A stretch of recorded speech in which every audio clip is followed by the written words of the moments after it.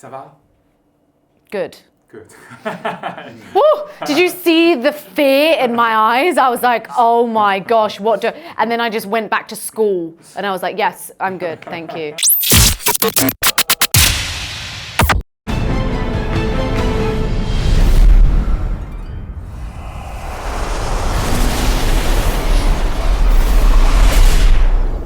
Ô toi l'illustre qui m'a convoqué, je fais le serment de t'accorder 3 souhaits. Je plaisante, regarde ça.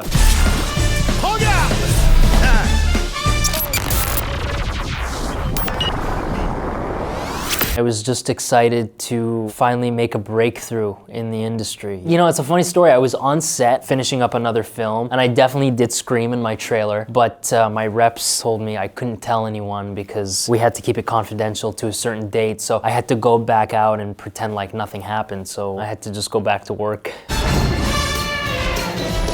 C'est lui qui a la lampe. Regarde, le palais est vraiment stupéfiant, non?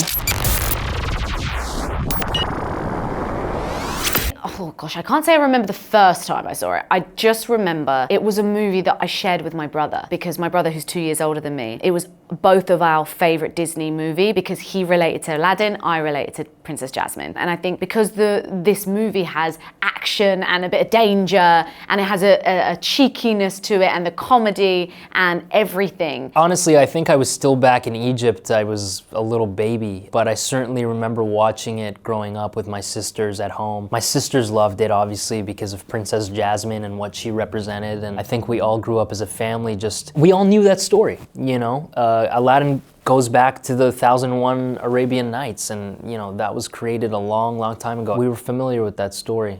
Je pensais qu'une princesse pouvait aller où elle voulait. Pas cette princesse. Vous me faites confiance?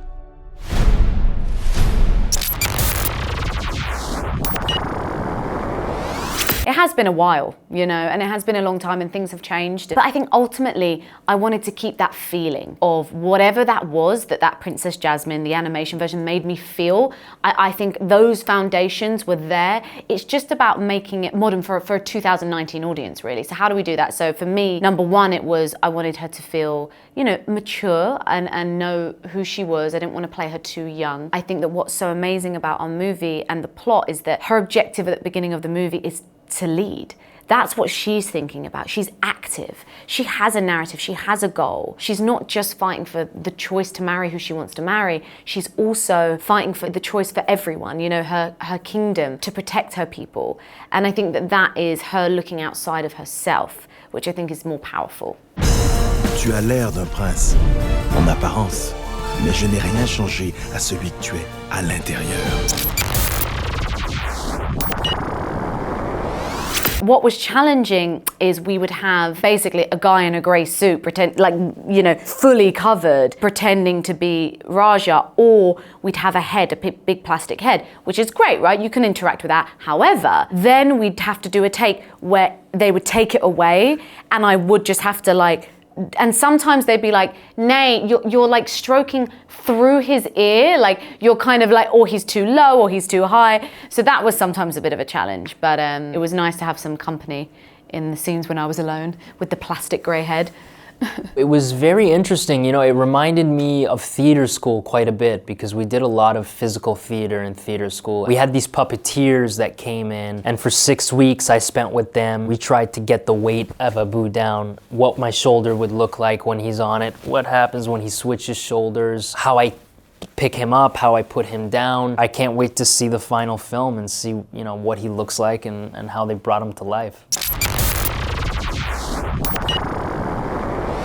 Oh, if I had 3 wishes, my gosh. I don't know, it's a tough one really, because in terms of life in general, I'm really good with where I'm at. I don't think I trust myself. But isn't that what the movie's about? The movie is about you think that the grass is greener. You think this is what you need to be happy, not understanding that actually most of the things in the world aren't going to make you happy, you know, and ultimately don't. On a more kind of fun note, I'd say that wishes would usually have to do with food. Oh, or the patisserie, I know, but can you believe I'm dairy free.